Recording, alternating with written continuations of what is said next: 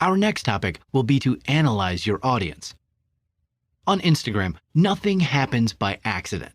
So through audience analysis, you'll be able to know the demographic of your followers, their ages, which content they like the most, and even the hours when they are most active. This will lead you to plan and study the content you're going to publish and even the best time you can do it. Just as companies and brands must find their buyer person, your duty as an influencer is to find a community that feels an affinity with you, that likes your content. And not only that, one which is able to interact with it and share it with other people. Analyzing Instagram followers is something you should always do if you want to achieve success with your campaigns. Whether you're planning a strategy or not, you need to know what's going on in your social network. By planning, you can increase your followers, get more engagement, and improve your sales. Then, you'll be able to see if your Instagram strategy is achieving its goals. You will then be able to improve and refine your plan to improve your stats again. Still not clear? Well, it's great to know that you should always have a dashboard on hand to see what's working, what's not, and what needs to be done to fix it. Analyzing your followers on Instagram is part of managing your online community, knowing who is following you and why it is imperative to your brand. So analyzing and measuring should be a core activity within your entire social media strategy. This is essential for several reasons. It allows you to adapt your content strategy according to your followers. Knowing the best times of day to share content. To notice which of your followers are active and which are not, to be able to reactivate the passive ones. Knowing what kind of content your community creates to get an idea of what works best. Segmenting your audience better to adapt your strategies to each one. Analyzing why people follow or unfollow you. But how? The answer is simple: by analyzing Instagram's profile metrics. So what are these metrics? 1. Growth rate of followers. If you consider that social networks are platforms for social interaction, it is clear that this metric will not be the most important of all, but it will be beneficial to control the evolution of the number of followers. And this, although it is not a detriment, will give you a good idea of how effective your strategy is being. Finding the relationship between the actions you take and the increase or decrease of your followers is the objective of this metric. Once you upload an image, analyze what happens and ask yourself, have my followers increased? What content have you published when too many have decided to stop following you? 2. The famous engagement. The engagement of a publication is the number of interactions it can achieve. Whether they are clicks, likes, or shares, this will be a clear indication of the quality of your content on Instagram. This metric is essential to set the direction of your strategy because it gives a good account of what your followers like best.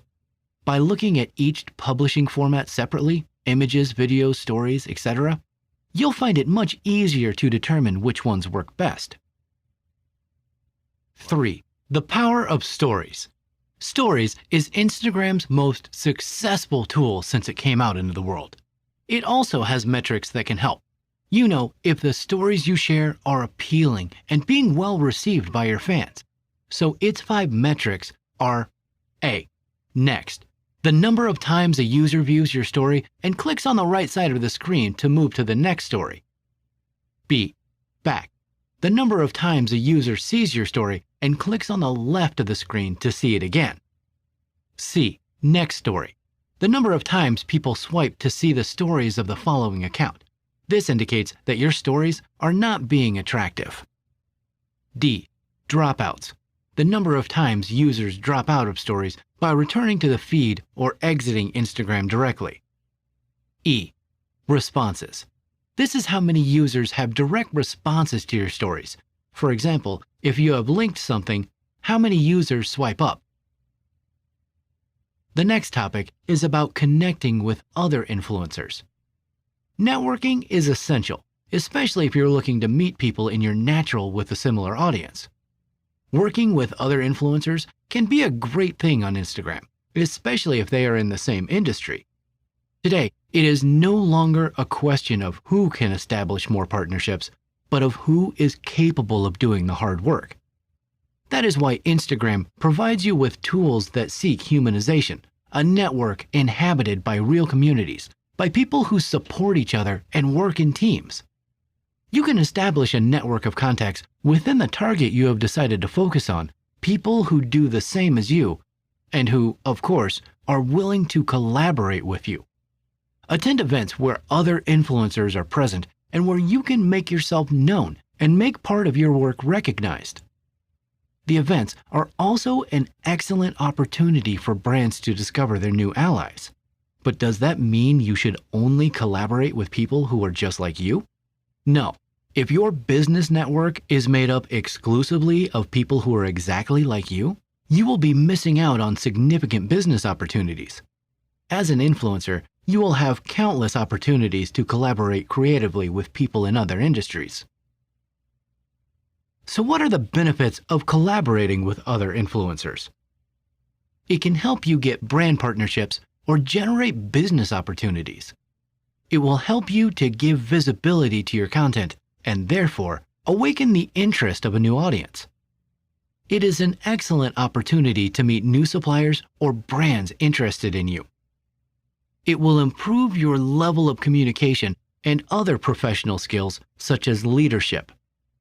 You will be able to see and meet your competition, even form alliances with them. You will increase your self-esteem and self-confidence. You will learn about success stories and the path they went through to get to the top. You will be aware of market trends. If you want to expand your professional and digital networks, creating alliances can take you extremely far. Let's see how you can connect with other influencers. Think carefully who you want to reach and why. Not every influencer might be suitable to your niche style and goals. If you are contacting an influencer on the same niche as yours, odds are they have seen your content, which will make the conversation easier. On the other hand, contacting an influencer outside your niche or area of interest can have several benefits, such as recommending each other for different areas of interest. You can use several online tools such as HypoDetour and Influence City to measure the reach of the influencer you wish to contact. Consider what you want from them and what can you offer to them in return. Think about the ways in which you and the other influencer can work together. If you can reach out to them in person, attend the same events as them, book a personal appointment if necessary. There's something special about face-to-face communication and the connection it creates that can't be replaced. You can use that in your favor. If you have to resort to digital communications, remember that you're talking to another human being on the other side of the screen. Be kind and allow yourself to reduce the formalities, since they might generate distance between you and the influencer. Interacting makes the audience feel special, part of a community. Besides, Instagram has tools that allow you to showcase part of your day-to-day life and generate interaction through quick questions and surveys. The Instagram algorithm does not reward an account full of likes and comments, but those who take the time to respond to their followers and generate positive feedback from them. Remember, they're not just followers. They're a community that you should value and make them feel like they're there. Your Instagram profile is like home, and your followers are your visitors. As a good host, you must take care of your visitors' comfort, feed them, talk to them, and provide them with an unforgettable time. If you don't treat your visitors well at home, will they want to visit again? The answer is obvious. No one likes to stay in a place where they don't receive proper attention. That's why you should focus on treating your followers well, interacting with them, and making them feel they are in the right place by following you. Interaction isn't just about you replying to comments or messages. It's also about you going to the profile of those following you and leaving a comment or even a like there. Create quality content. Have you thought about all the work that goes into taking the perfect picture? It's worth it when the reward is thousands of likes, interaction, and new followers. The competition is high on Instagram. But if your content is quality, you'll have a guaranteed safe audience. Remember that Instagram is a more humane social network every day. So your content should be genuine and original as possible. If you copy, your followers will notice. Also, if you want to make it your secure income, then you need to take it seriously and invest in equipment that can produce photos and videos to suit your audience, and even get advice from professionals such as photographers or graphic designers who can help you create visually appealing content. Be creative. Remember that interaction is not just about sitting back and waiting for likes and comments. You must also provoke the interaction by being creative with the creation of your content, and of course, by calling for action. Always ask your followers what they think about this. You can ask them, would you like to see more similar content?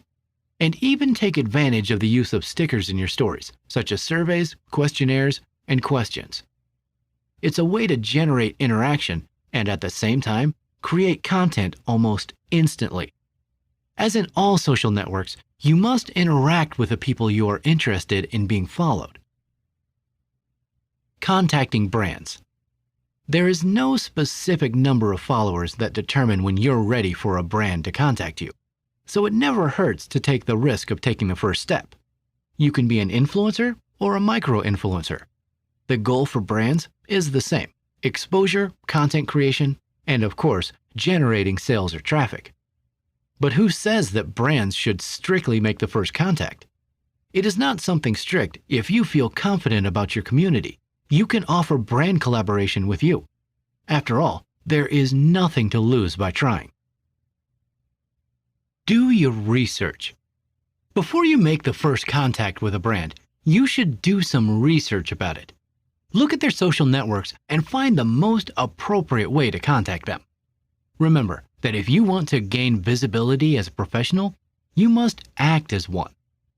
Locate an email that the brand has for the marketing department, or if it is a smaller or emerging brand, contact them directly via WhatsApp. If you send a message to their Instagram mailbox, chances are your message will be lost. You want all the attention to be directed to you. Even though it's online, the treatment should be as humane and personalized as possible. Researching also gives you the chance to learn about the brand and perhaps identify the critical point where you may be needed. If in your first contact you tell the brand why they need you, it will be easier for them to understand why. You will have several points in your favor. You must also take care of coherence. When you have the purpose of contacting a brand, you look for following it, interacting with it, arousing the interest in you in the same way you have in it. Many fall into the era of asking for collaboration with brands they do not know. Don't do it too. Find brands that you can identify with and that you think will make your audience fall in love with. A good influencer knows its audience and knows that it will like what it shares. You only have one chance to make a first impression. Show that the brand can trust you because you went further from the beginning. Make contact. Once you have done your research, the next step is to contact the brand. Take your time to write a clear and precise message that tells the brand your interest in establishing an alliance and collaboration. Tell them who you are, what your main networks are in the channels you use to reach your audience.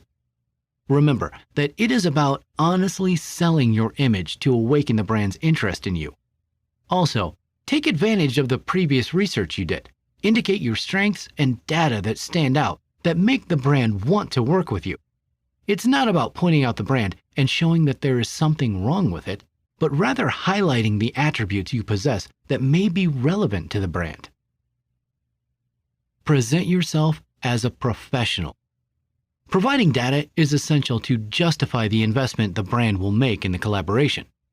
If your Instagram account is already a business or a creator account, you'll have statistics to help you get accurate measurements of your target audience, the visits you have where they locate, and even the most favorable publishing hours. Data plays a vital role in working with any brand. Have at your disposal a portfolio of your work or a social media kit. This portfolio will make you look like a professional in front of the brand. an advisor can prepare a social media kit. Remember that you don't want to send an improvised job with screenshots that you have just made to your statistics. Professional work must be done in advance to get an excellent result. Persist without being pushy. There's nothing worse than a pushy, annoying person. If a brand gives you the first refusal to a proposal, you can withdraw, wait a couple of months, and then reconsider the offer. In some cases, the brand may indicate that it is not the right time or that you can do it later. You are free to propose, and they are free to reject. It's an excellent opportunity to learn, and you don't know if the brands that rejected you will be interested in you later. Focus on excellence.